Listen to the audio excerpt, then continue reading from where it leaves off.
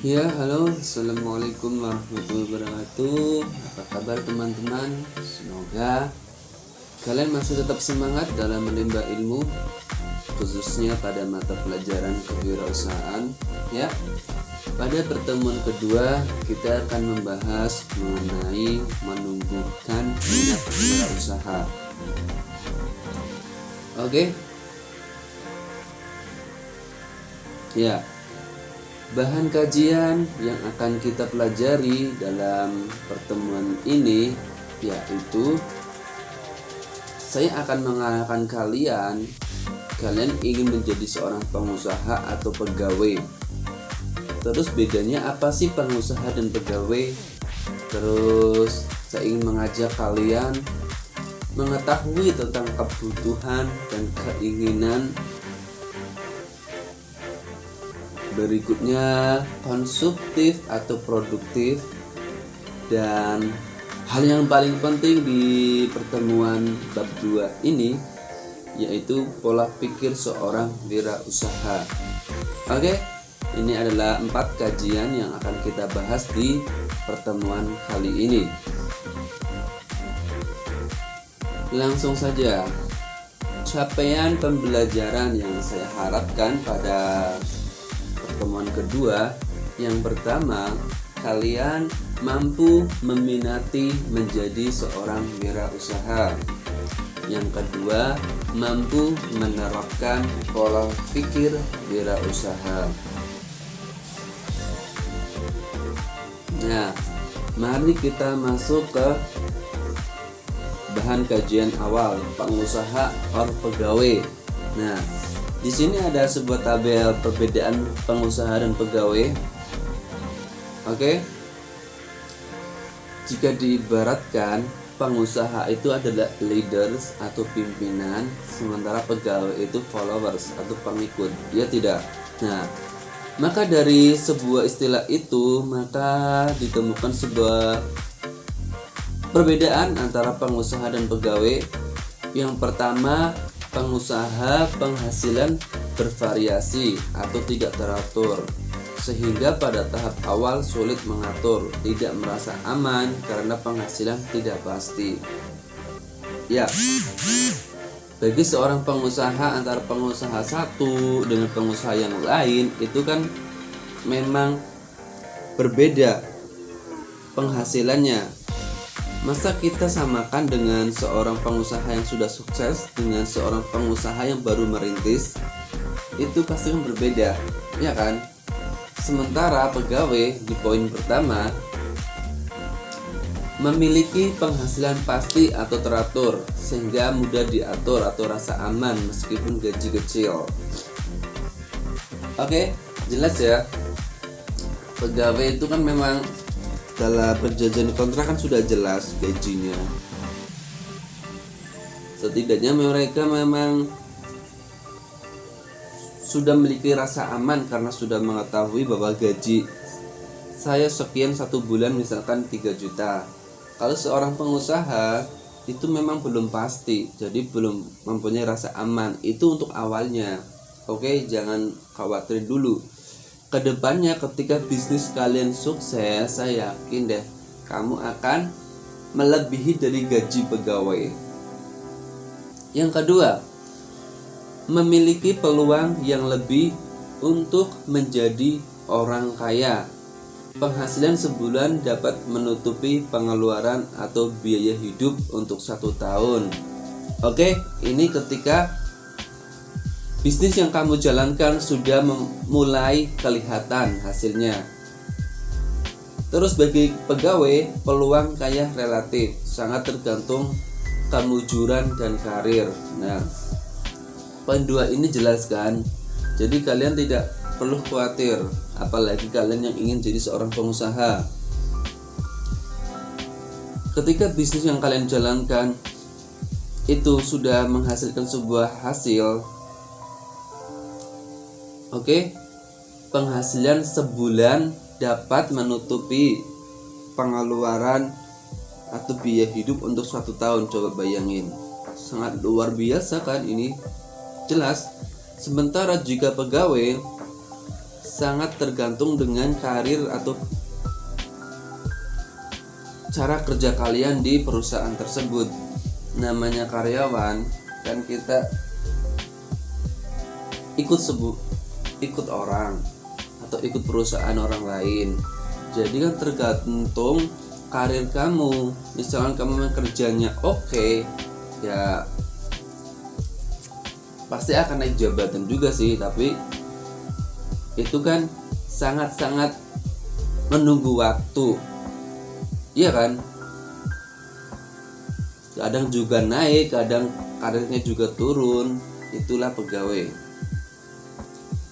Terus yang ketiga, pekerjaan tidak bersifat rutin. Sementara untuk pegawai, pekerjaan bersifat rutin. Nah, iya, kenapa bagi pengusaha pekerjaan tidak bersifat rutin? Begini, karena kan dia pengusaha, dia pemimpin, dia yang memiliki usaha tersebut. Terkadang pekerjaan itu bisa bersifat tidak rutin. Maksudnya bagaimana? Seperti ini. Misal, pengusaha tersebut sudah memiliki banyak cabang. Saya anggap cabangnya dinamakan cabang A, cabang B, cabang C. Oke? Apa iya setiap cabang itu si pemimpin ini mendatangi cabang tersebut? Terkadang tidak. Malah biasanya 1 minggu 2 kali sekali atau 1 hari sekali. Biasanya ia mengunjungi atau ia datang atau dia mengecek apa saja kekurangannya, apa saja yang kendalanya yang terjadi, seperti itu, sehingga ia merasa itu bisa bersifat tidak rutin karena dia yang mempunyai perusahaan tersebut atau bisnis itu. Oke, sementara bagi pegawai, pekerjaan bersifat rutin. Jelas karena pegawai ikut orang, kerja sama orang, mau tidak mau ya dia harus bekerja secara rutin. Kecuali memang ada suatu kendala hal, maka ia izin. Dia harus izin juga, membuat suatu surat izin, kan tetap juga kan. Terus yang keempat, kebebasan waktu yang tinggi, tidak terkait oleh jam kerja bagi pengusaha. Sementara bagi pegawai, waktu tidak bebas terikat pada jadwal jam kerja perusahaan. Jelas banget ya ini ya. Karena ini pengusaha bisnis milik sendiri, maka waktu tidak terkait jam kerja, bebas. Ia ingin bekerja 1 jam sekali dalam sehari, 2 jam sekali dalam sehari, santai, tidak dikejar deadline. Sementara bagi pegawai pasti ada jam waktu kerja. Misalkan 1 hari jam waktu kerjanya adalah 7 jam, 8 jam. Ya udah, kalian harus menikmati itu ketika kalian memang memilih sebagai pegawai. Kelima, pengusaha tidak ada kepastian. Ketidakpastian tinggi dalam banyak hal, termasuk meramalkan kekayaan. Terus bagi pegawai ada kepastian atau dapat diprediksi dalam banyak hal. Kekayaan dapat diramal atau dihitung. Bagaimana? Nomor poin 5 ini paham nggak kalian? Maksudnya begini, pengusaha lagi-lagi tidak ada kepastian atau tidak dapat diramalkan karena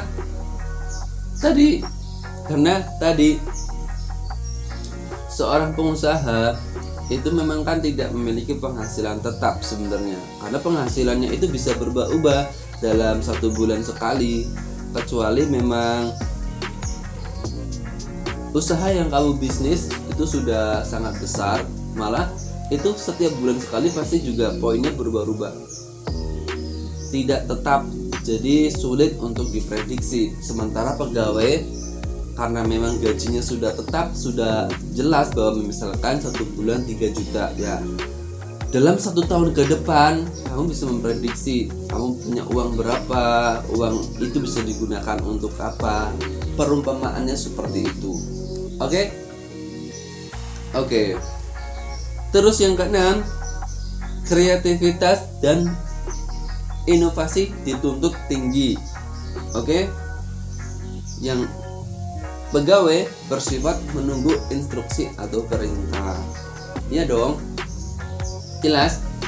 Bagi kalian memilih jadi seorang pengusaha, kreativitas dan inovasi dituntut tinggi karena untuk berlomba-lomba dalam mencari suatu karya sehingga suatu karya kamu dapat dilirik oleh orang lain. Seperti itu. Bagi pegawai bersifat menunggu instruksi atau perintah. Karena tadi pegawai sifatnya followers atau pengikut, maka dia menunggu instruksi. Yang ketujuh, ketergantungan rendah. Sementara pegawai ketergantungan tinggi. Jelas, pengusaha karena dia membuka usaha sendiri, ya tergantungan dia memang sama siapapun, kan itu bisnisnya sendiri, ya kan? Ya jadi dia tidak tergantung sama siapapun sehingga dikatakan di sini ketergantungannya rendah. Nah, sementara pegawai memiliki ketergantungan tinggi. Jelas karena ia ikut dengan orang. Misalkan perusahaan itu bangkrut, ya pegawai juga ikut berhenti. Jadi kan dia sangat tergantung dengan perusahaan itu. Yang kedelapan, bagi pengusaha berbagi resiko tinggi. Sementara untuk pegawai resiko relatif rendah, bahkan dapat diramalkan. Jelas karena apapun bagi pengusaha, karena itu bisnis sendiri, maka resiko yang dihadapi oleh seorang pengusaha itu tinggi. Tingginya dia juga menghadapi karyawannya, menghadapi mitra kerjanya. Ya ketika ada hal-hal yang bersinggungan dengan hal itu, misalkan mitra kerjanya makin berkurang, itu akan mempengaruhi perusahaan tersebut. Karyawannya juga otomatis akan merasa berada di ujung tanduk. Maksudnya karena mitra kerjanya makin berkurang, otomatis karyawannya kan khawatirnya apakah saya akan dikeluarkan. Jadi kan ini resiko seorang pengusaha atau seorang pemimpin. Jadi dia harus memperkirakan hal itu semua untuk terus bisa mensejahterakan perusahaan tersebut, baik dari asetnya perusahaan tersebut, mitra kerjanya, baik dan karyawannya. Sementara bagi pegawai resiko relatif rendah, bahkan dapat diramalkan. Ya, jika memang perusahaan yang jika perusahaan yang ada di pegawai ini itu memang kok sifatnya perusahaannya itu benefit, ya resikonya memang dapat diramalkan, atau cenderung ia akan merasa aman saja karena sudah dikatakan bahwa perusahaan yang ia tempati itu benefit. Yang kesembilan, pengusaha terbuka peluang untuk menjadi bos. Sementara bagi pegawai menjadi bos relatif sulit, apalagi bekerja di perusahaan keluarga. Ya jelas, namanya pengusaha yang mendirikan usaha sendiri ya, jadi peluang jadi bos itu memang besar karena memang ia pemimpinnya. Sementara bagi pegawai menjadi seorang bos itu relatif sulit karena memang dia sebagai followers atau pengikut. tergantung ketika memang ada bos yang ingin pensiun, sekiranya ia butuh penggantinya, bisa sih sebenarnya seorang pegawai berubah jadi bos.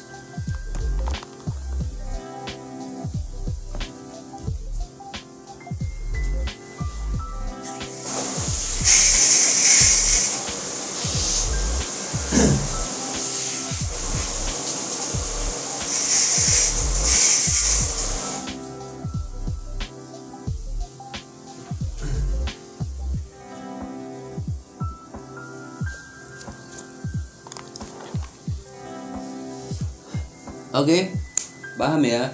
Terus yang 10 terakhir, bagi pengusaha tanggung jawab besar. Ya jelas, karena memang dia apapun yang dikerjakan dia melihat segala resikonya.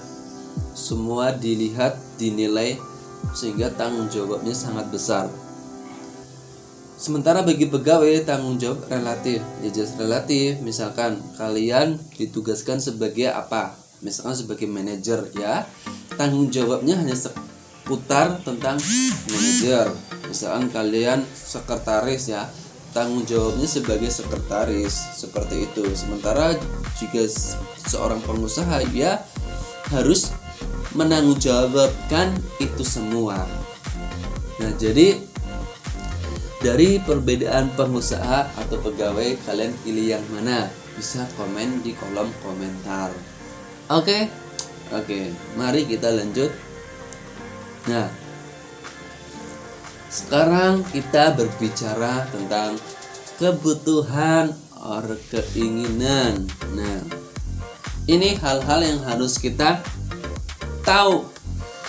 Apakah memang ini sifatnya butuh sekali atau tidak? Oke, jika memang sifatnya tidak butuh sekali, jika memang keuangan kita pas, ya jangan dulu deh.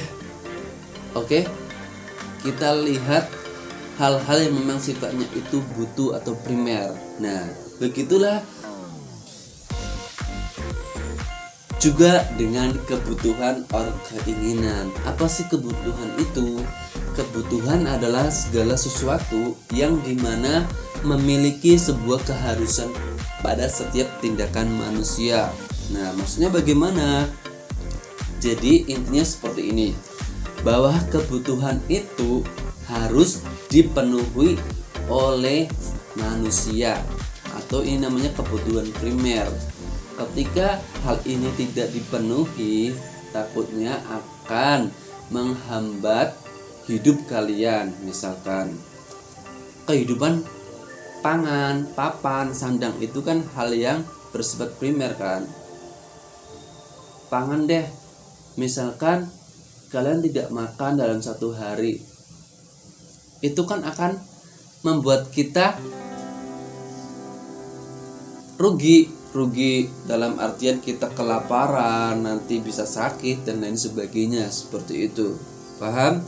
Sementara keinginan adalah segala sesuatu yang dimana dibutuhkan oleh manusia dan tidak ada keharusan yang pasti dalam tindakan untuk memilikinya. Jelas ya, keinginan ini adalah memang itu sesuatu kebutuhan yang diinginkan oleh manusia itu, tetapi sifatnya tidak harus. Ya tidak harus bagaimana? Seperti yang saya contohkan tadi. Misal kamu bulan ini ingin beli pakaian baru. Nah, tetapi uang yang kamu punya itu akan menyebabkan kalian akan berkurang untuk kebutuhan primer kalian. Kebutuhan mungkin bayar kos, kebutuhan makan, kebutuhan bayar uang sekolah, itu adalah hal-hal yang pasti yang tidak bisa ditawar. atau yang tidak bisa ditunda, karena memang itu sudah keharusan kita membayar. Sementara keinginan itu bisa ditunda. Jadi kalian membeli pakaian kan bisa mungkin bulan depannya lagi. Sekiranya memang uang yang kamu punya itu cukup untuk memenuhi kebutuhan kalian yang bersifat primer, ada sisanya, jadilah itu sebuah kebutuhan yang bersifat tidak pasti. Misalnya kau ingin beli apa, itu sisanya dari uang kebutuhan primer. Oke, paham ya? Antara kebutuhan or keinginan. Nah, sekarang ketika kita sudah bicara tentang kebutuhan atau keinginan, kita bicara tentang produktif atau konsumtif. Nah, jelas banget yang namanya produktif ini biasanya dimiliki oleh seorang pengusaha, sementara konsumtif ini dimiliki oleh seorang non pengusaha, bisa karyawan, bisa orang-orang pengangguran dan lain sebagainya. Produktif itu maksudnya bagaimana? Ya, produktif adalah orang yang menghasilkan, yang namanya produktif. Jadi tidak ada hari tanpa menghasilkan sebuah karya. Ya, produktif intinya dia menghasilkan sebuah karya. Sementara konsumtif adalah orang yang bersikap berlebihan dalam menggunakan barang atau jasa. Oke lah, kita bisa bersifat produktif or konsumtif. Tetapi jika ketika kalian harus memilih, kalian pilih produktif atau konsumtif? Kalau saya pribadi, saya lebih pilih produktif. Karena produktif itu kita yang membuat, ya sewaktu-waktu kan kita juga bisa menggunakan karya kita sendiri. Sementara konsumtif itu bersifat hanya menggunakan saja. Iya kan? Itu akan menghabiskan banyak harta kita, terutama menghabiskan uang kita. Ya, karena dia hanya menggunakan saja tanpa membuat. Sementara produktif itu dia menghasilkan sebuah karya, dan sewaktu-waktu juga kita bisa menggunakan karya tersebut. Kenapa tidak? Karena itu adalah sebuah karya yang kita buat sendiri. Oke. Nah, sekarang kita lari ke pola pikir seorang wirausaha. Inti dari segala inti untuk pertemuan kedua ini. Produktif versus konsumtif. Jika dianalogikan ke pola pikir wirausaha versus non wirausaha, maka produktif ini miliknya wirausaha, sementara non wirausaha ini masuk ke dalam kategori konsumtif. Konsumtif adalah kata sifat, berasal dari kata dasar konsumsi. Maka dengan demikian, kata konsumtif berarti sifat mengkonsumsi, memakai, menggunakan, menghabiskan sesuatu. Kan? Jelas itu miliknya non wirausaha. Sementara produktif adalah bentuk adjektif dari kata benda produksi. Arti produktif adalah banyak hasilnya, atau bisa dikatakan terus-menerus menghasilkan.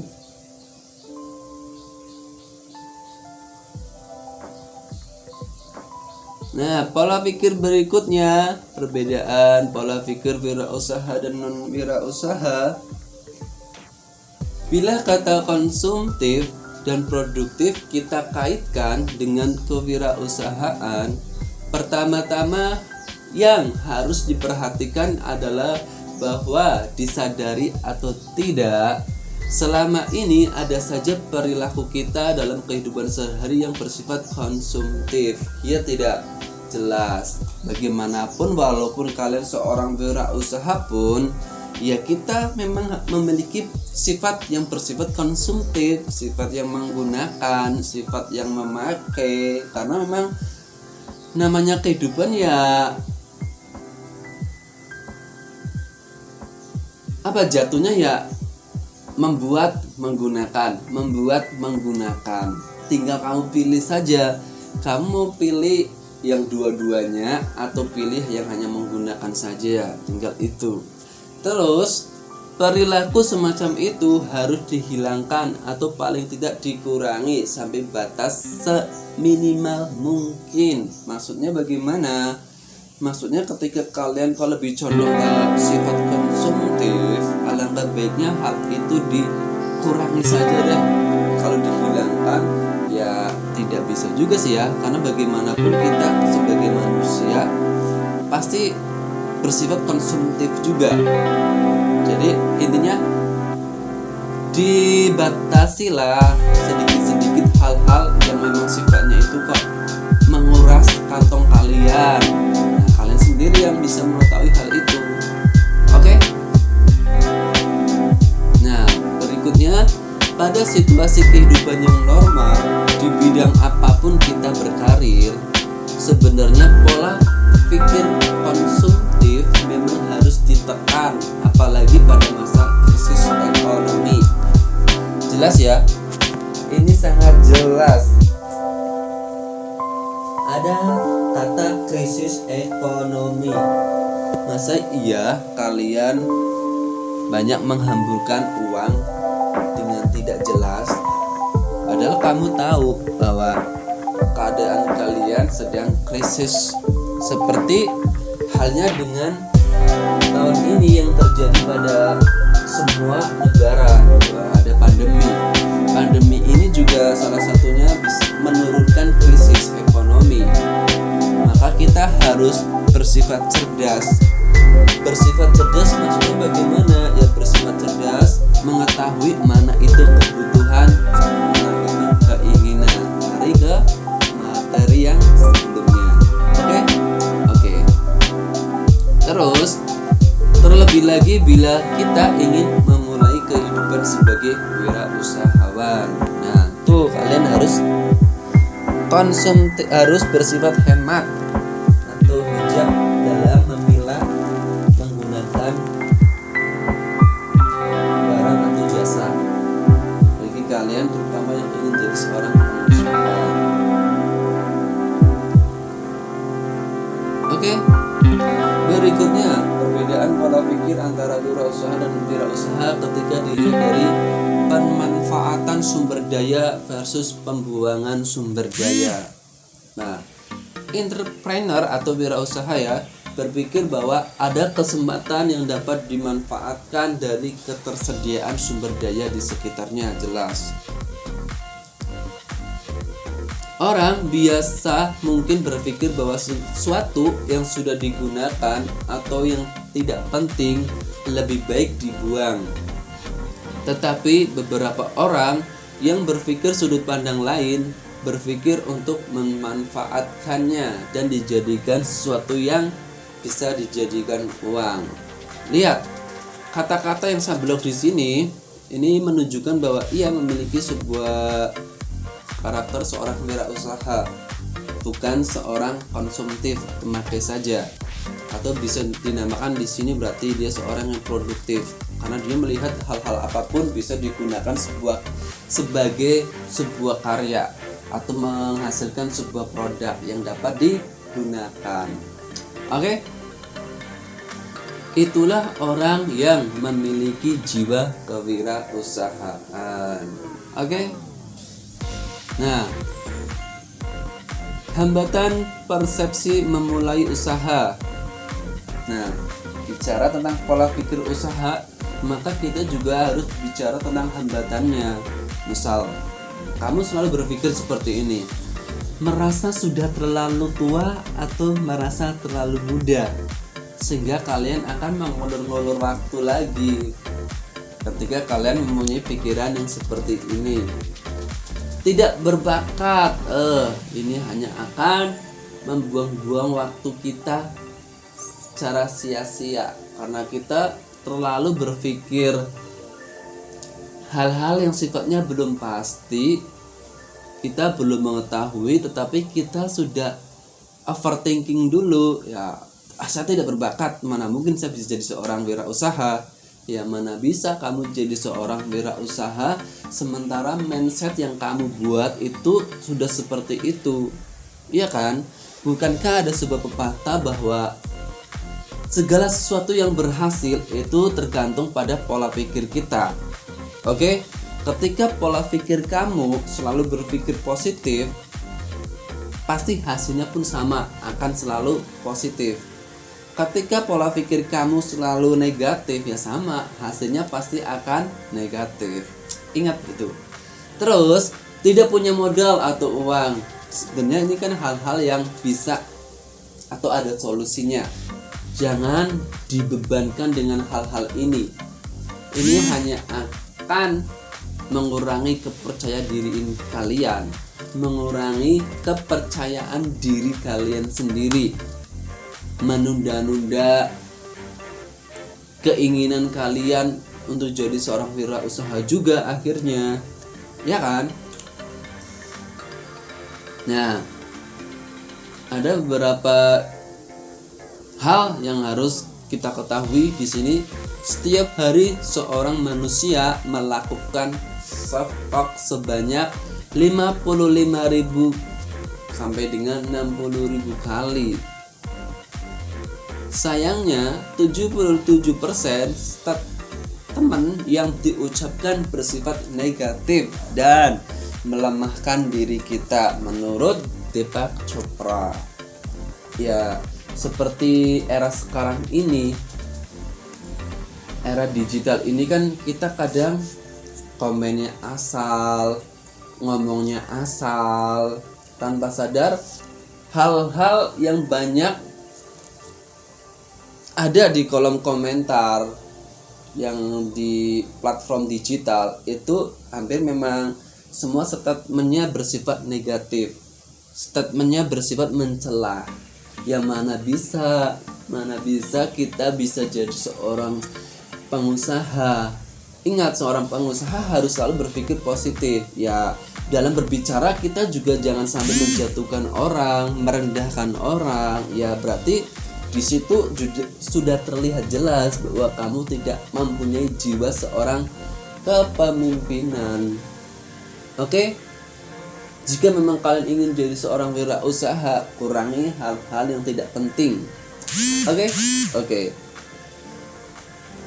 Nah, ini beberapa kiat sukses yang harus kalian ingat. Saya kurang sukses.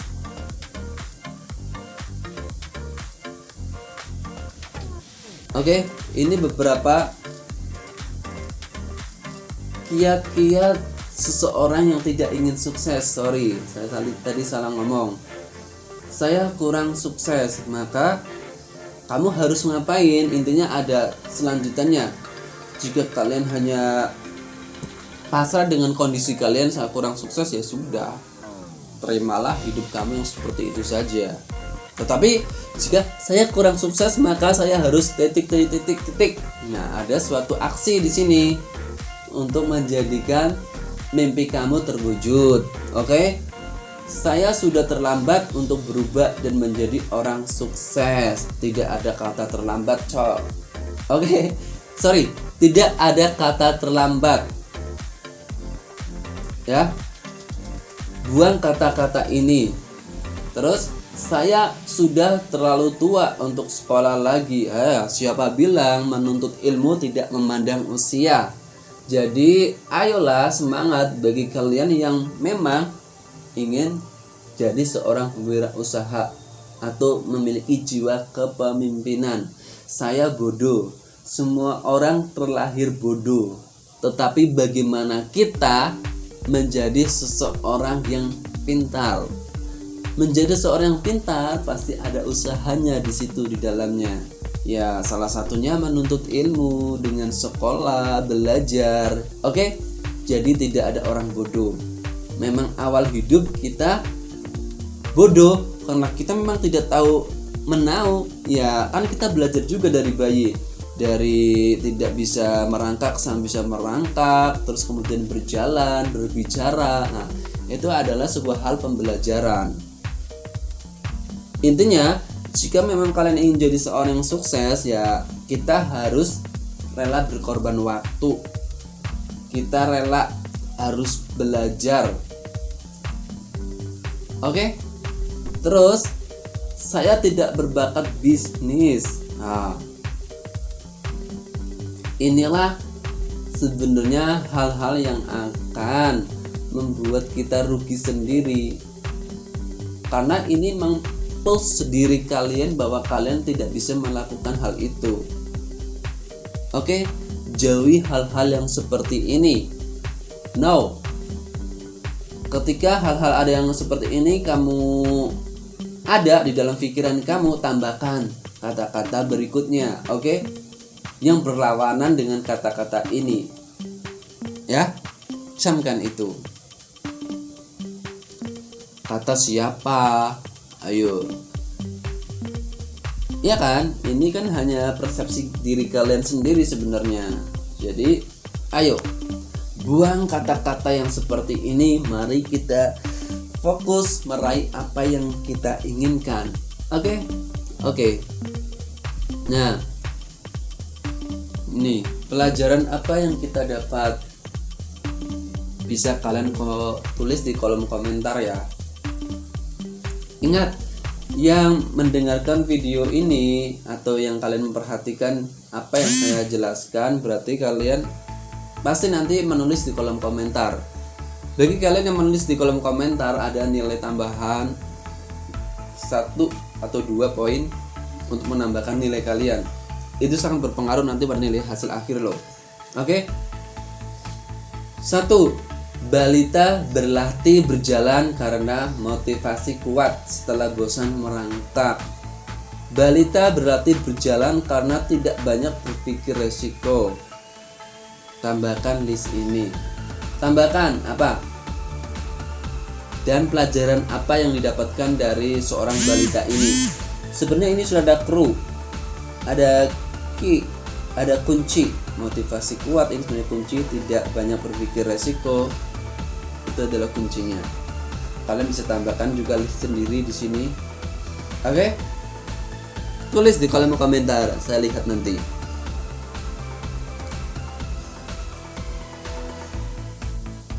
Siapa bilang terlalu tua, tidak berbakat? Lihatlah, nih ada sebuah contoh, saya kasih contoh. Oke? Ingatlah Kolonel Sanders, pendiri KFC, memulai bisnis pada umur 70 tahun. Wow, bukankah ini sudah sangat tua banget? Tetapi memang pendiri KFC ini dia baru memperoleh bisnis tersebut dan berhasil. Ya, ini ada umur 70 tahun. Bagaimana? Apakah ini bisa menyadarkan diri kalian untuk tetap semangat mencapai mimpi kalian?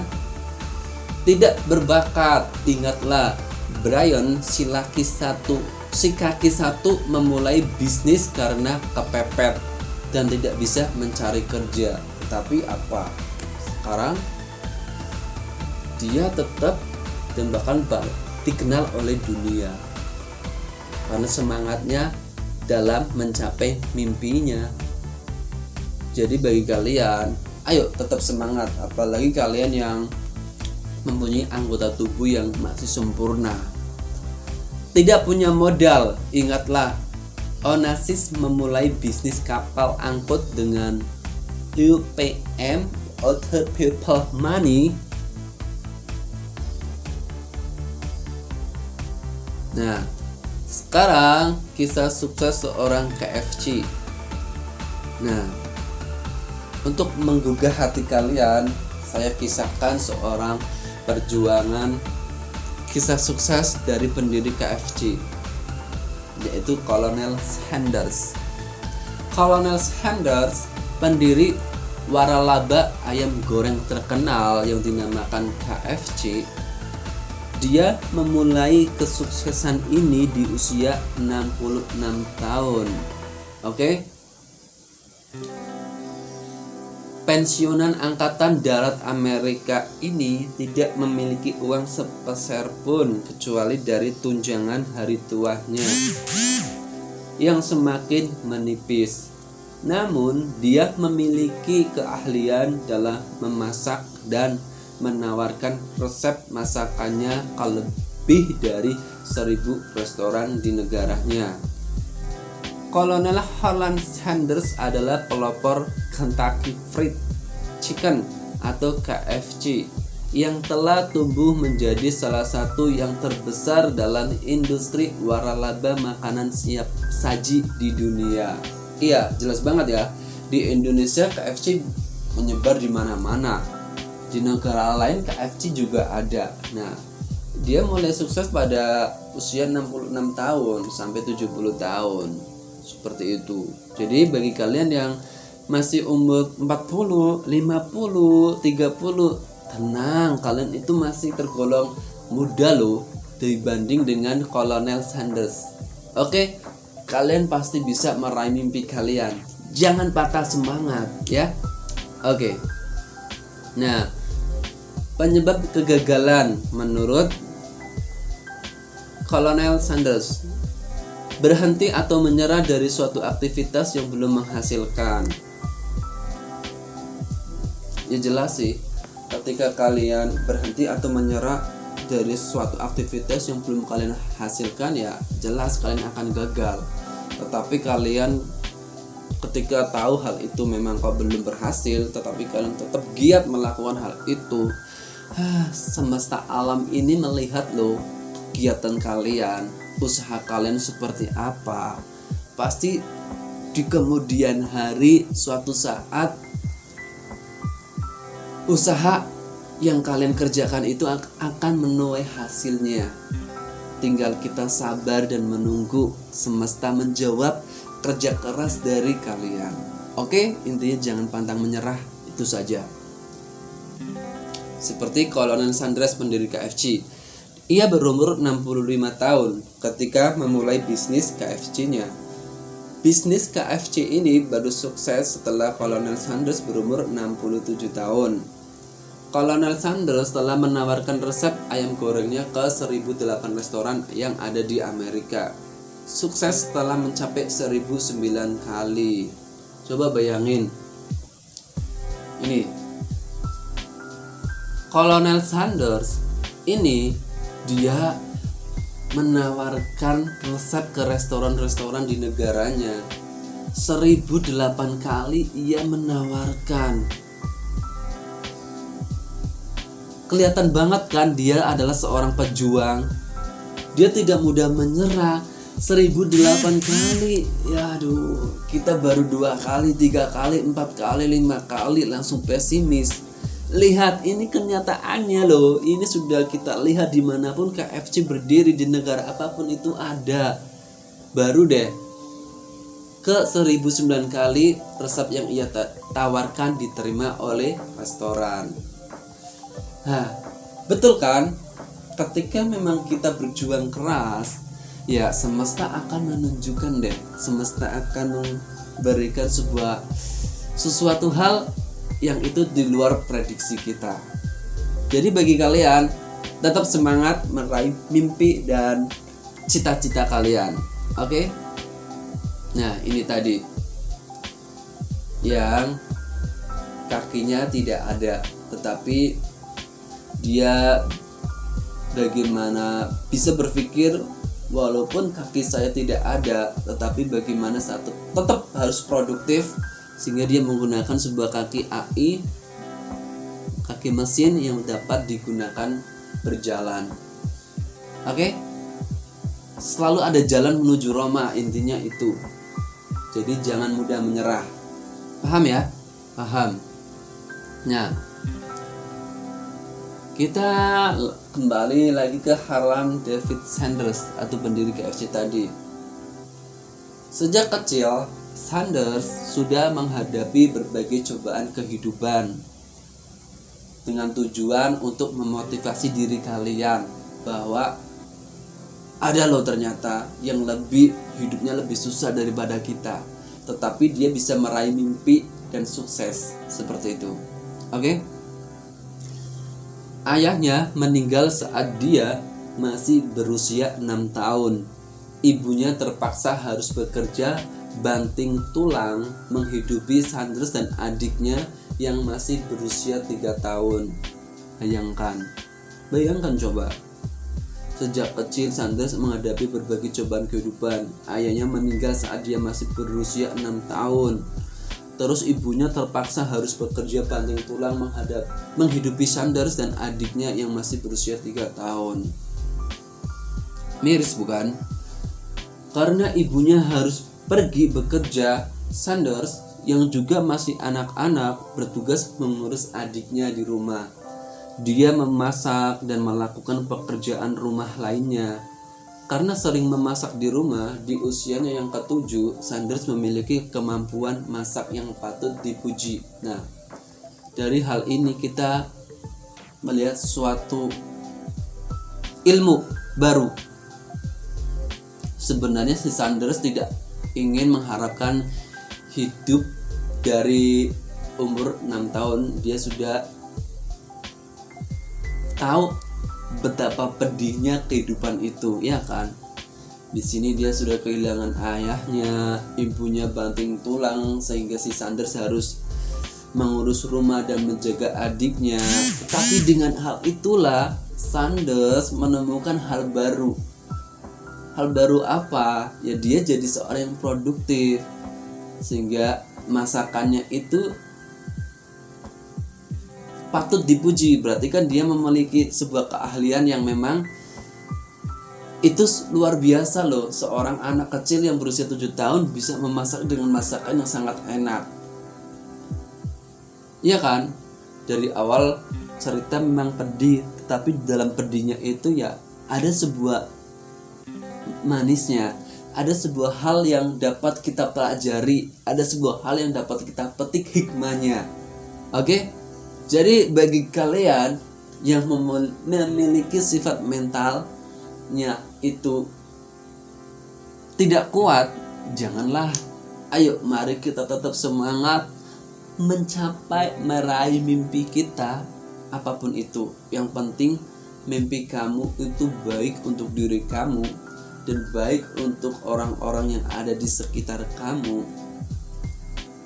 Alangkah baiknya dapat mengurangi pengangguran yang ada di sekitar hidup kalian. Bukankah hidup saling tolong menolong itu lebih enak dibanding kita memikirkan diri kita sendiri? Oke. Nah, meski demikian, hidup Sanders penuh siksaan. Coba kita kembali ke kisahnya.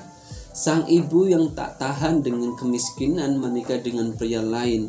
Sayangnya sang ayah tiri selalu memukuli Sanders tanpa alasan yang jelas. Sanders pun lari dari rumah atas izin ibu kandungnya. Miris bukan hidupnya? Sudah dari 6 tahun dia mengurusi rumah, mengurusi adiknya. Terus ada siksaan dari ayah tirinya. Bayangin deh. Bayangin coba kalian berada di sisi Sanders ini. Tetapi si Sanders memang tidak memiliki sifat yang lemah. Oke? Demi menghidupi dirinya, Sanders ikut menerjunkan diri ke dunia luar dan bekerja sejak usia 10 tahun. Kerasnya kehidupan dan kebutuhan yang mendesak membuat Sanders tak gentar menjajal berbagai pekerjaan di jalanan. Nah, ini membuat hidup dia, pikiran dia atau pola pikir dia itu matang dalam istilah dia tidak takut, dia tidak gentar menghadapi segala risiko yang akan dihadapi di depannya. dia menerjang badai, istilahnya lah gitulah. Dia menerjang ombak, apapun itu akan dia terjang untuk bisa mendapatkan sesuap nasi, istilahnya seperti itu. Menyedihkan bukan?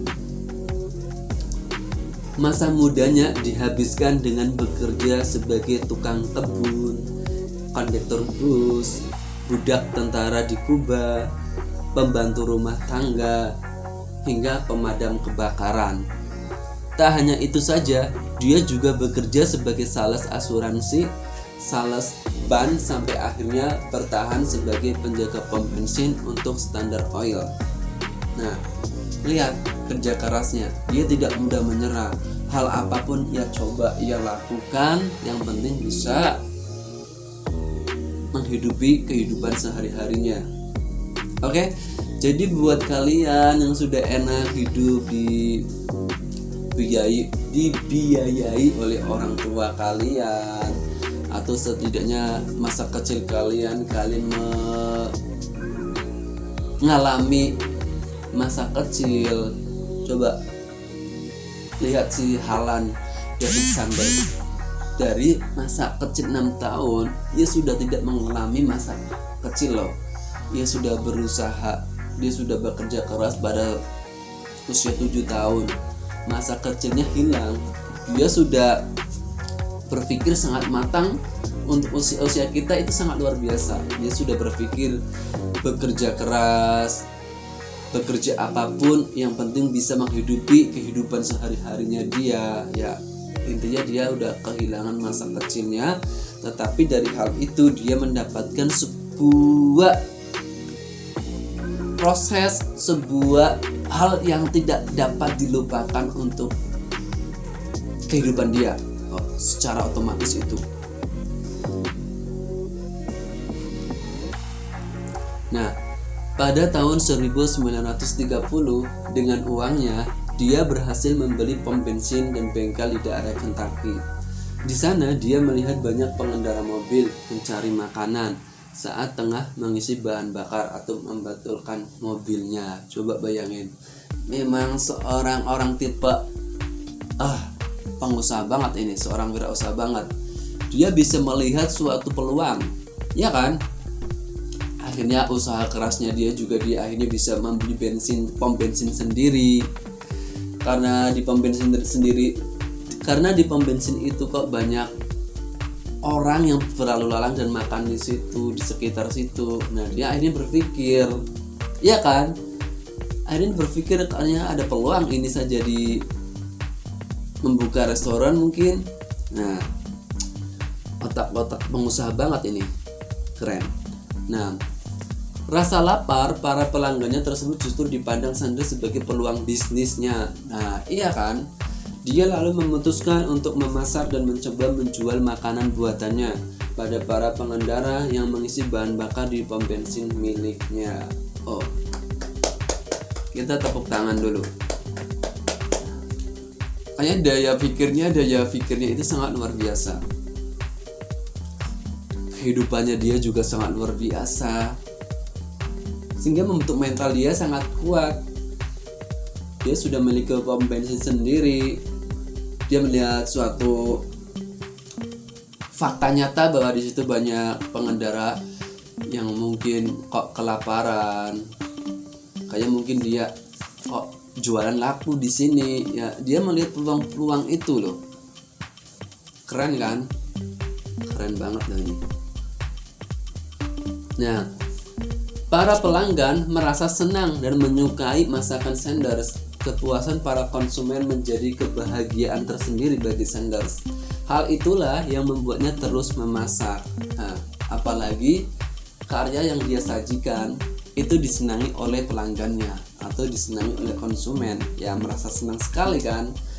Ya jelas, apapun hal karya kita itu disenangi oleh orang, diri kita pasti merasa tersanjung, merasa senang, merasa dihargai.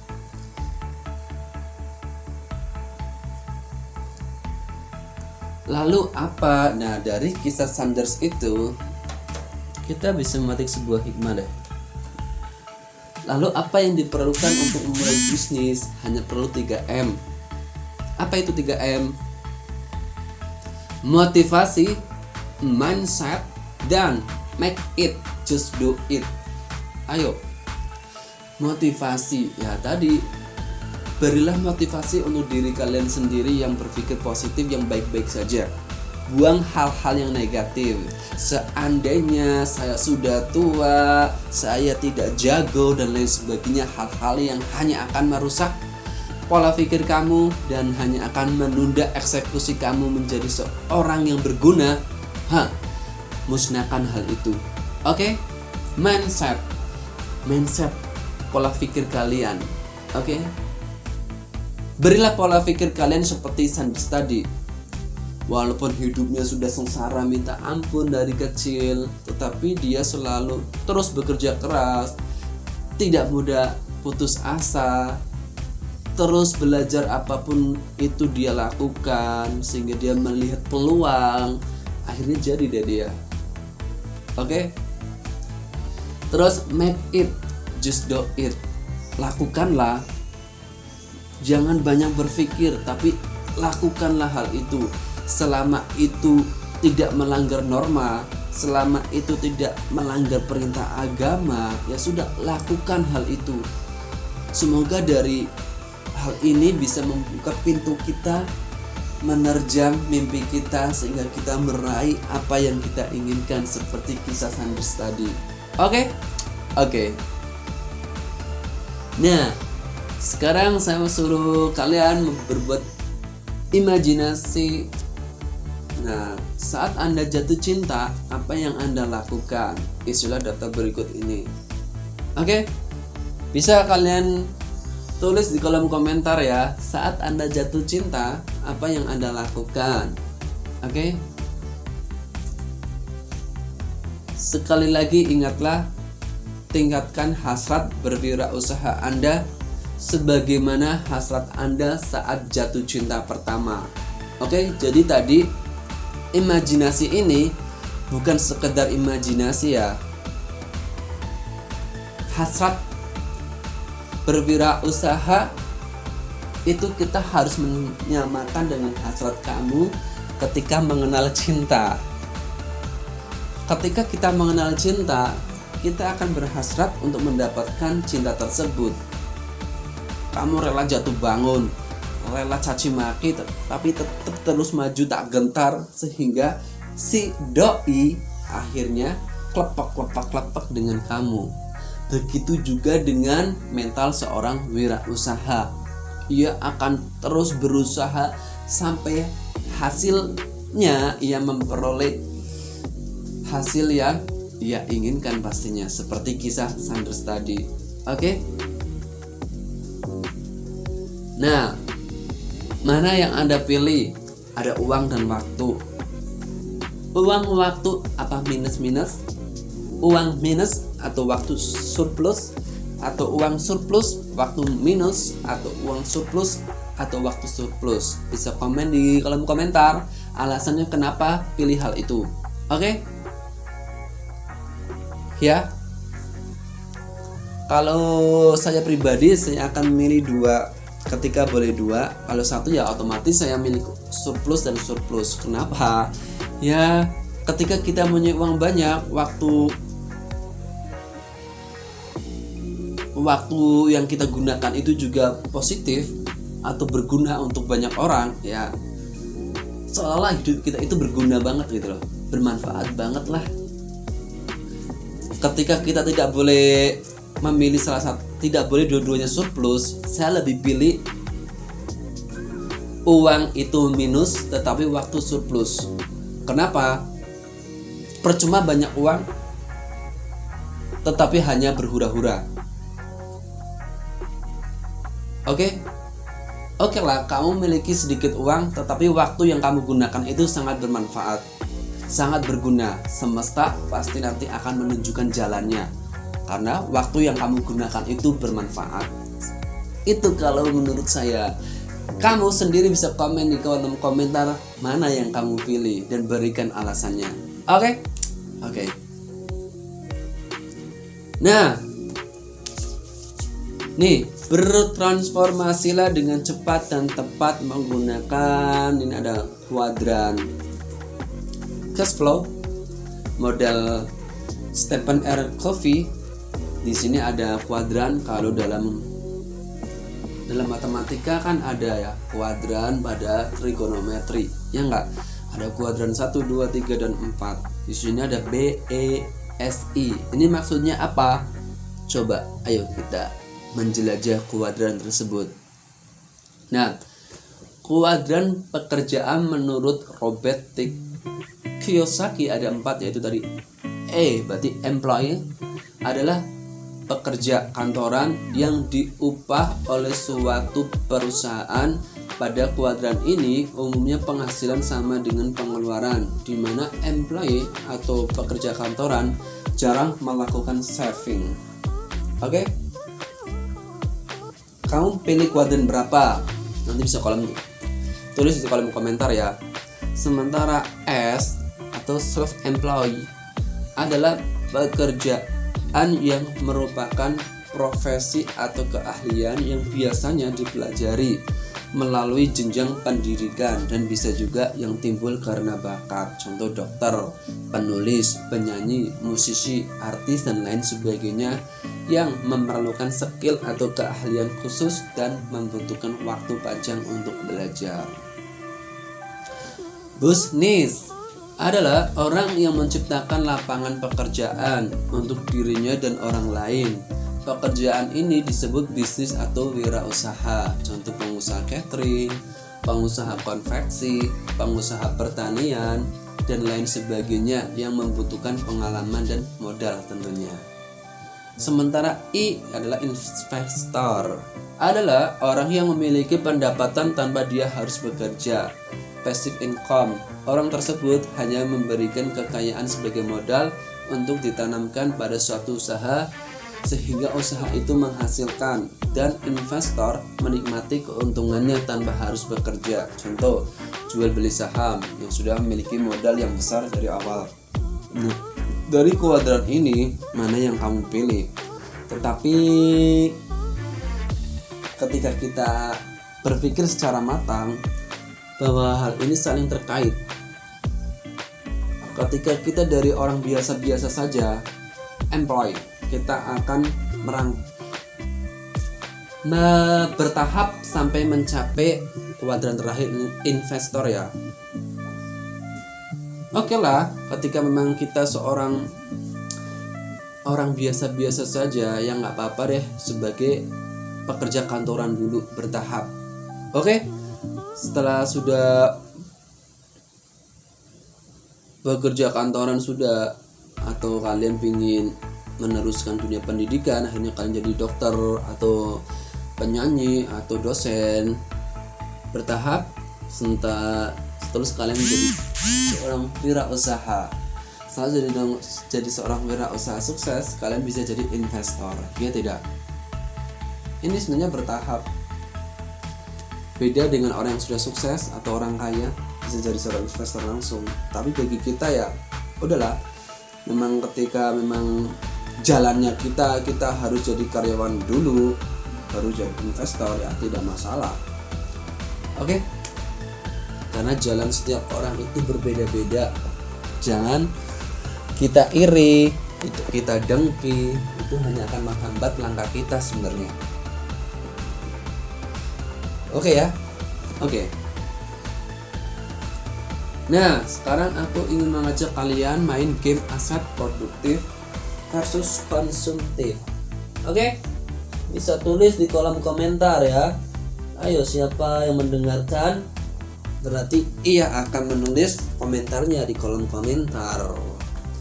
Buatlah daftar aset di rumah Anda, milik Anda sebanyak-banyaknya. Kemudian nilai sendiri apakah aset tersebut produktif atau konsumtif ya. Jadi kita tulis harta produktif di rumah kalian itu apa, bisa dituliskan. Harta konsumtif itu apa, bisa dituliskan. Oke? Tips praktis. Gunakan visualisasi harian sesuai dengan tujuan. Misalkan Imajinasikan nikmatnya mempunyai usaha yang waktunya tidak diatur oleh orang lain. Iya kan? Gunakan teknik afirmasi harian dengan pemilihan kata yang menggugah kesadaran pikiran dengan mengucapkan kalimat "saya semakin sukses" saat kondisi tubuh rileks bangun pagi. Ya, karena ini akan merefreshkan pikiran kita juga. Ya tadi yang seperti saya bilang bahwa mindset kita akan menghasilkan sebuah karya berdasarkan pola pikir kita. Ketika pola pikir kamu selalu positif, hasilnya pun akan positif. Paham ya? Nah, sebagai penutup untuk pertemuan kedua dari Stephen Covey, ada sebuah motivasi, semoga ini berguna. Kalau Anda menginginkan perubahan kecil dalam hidup, ubahlah perilaku Anda. Tetapi bila Anda menginginkan perubahan yang besar dan mendasar, ubahlah pola pikir Anda. Oke, apakah paham motivasi ini? Bisa tulis di kolom komentar. Oke, salam hangat dan tulus dari saya. Bye, terima kasih.